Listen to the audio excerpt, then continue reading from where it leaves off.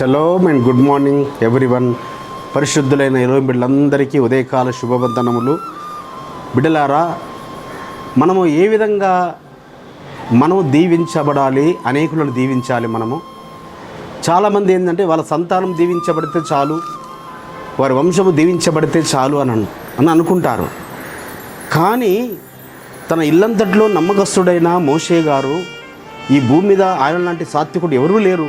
అలాంటి వ్యక్తి మరి ఈ యొక్క ద్వితీయోపదేశ కాండము 33వ అధ్యాయం 16వ వచనంలో ఆయన పలుకుచున్న మాట, సంపూర్ణముగా ఫలించు భూమికి కలిగిన శ్రేష్ఠ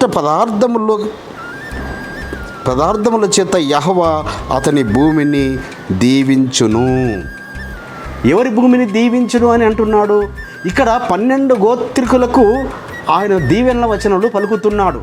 ఆయన ఇంకా యోర్దాను నది దాటి వెళ్ళను అని ఆయనకు తెలుసు. అదేవిధముగా ఆ పాలు తేనెలు ప్రవహించే దేశమును అక్కడి నుంచి యోర్దాను యువతలను చూశాడు తప్ప అక్కడ వెళ్ళనని తెలుసు. కానీ తన సంతానమును దీవించడం లేదు. ఇజ్రాయెల్ 12 గోత్రికులను దీవిస్తున్నాడు.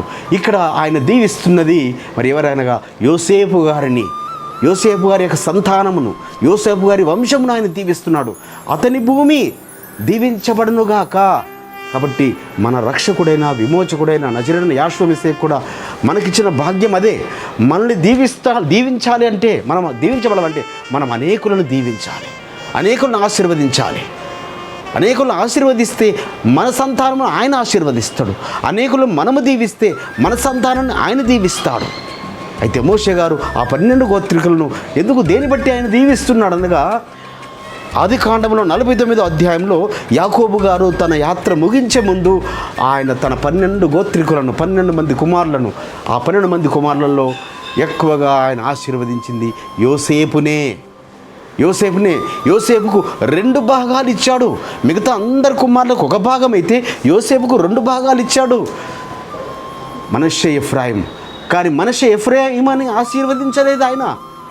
సో ఎఫ్రాయిము మనష్షేల వలె, అనగా చిన్న కుమారుడే పెద్దగా. అందుకే ఏమంటున్నాడు ఇక్కడ మోషే గారు అంటే, మరి ఎఫ్రాయిము యొక్క 10,000 ఆశీర్వదించబడితే మనష్షే 1000 మంది చేత ఆశీర్వదించబడు. అనగా 1000 అంతలు.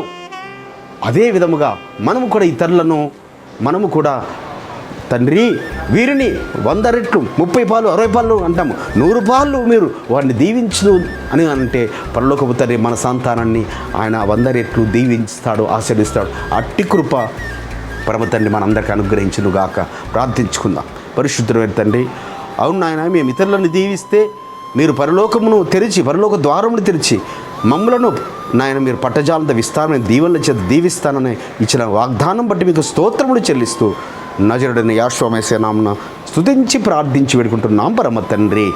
మన పరలోకపు తండ్రియు రక్షకుడును విమోచకుడును నజరేయుడైన యెహోవా మెస్సియా వారి దివ్య సముఖము నుంచి మీకు, మీ కుటుంబాలకు, మీ వంశాలకు శాంతి, సమాధానం, కృపయు నిరంతరము నిలిచి ఉండును గాక. ఆమేన్.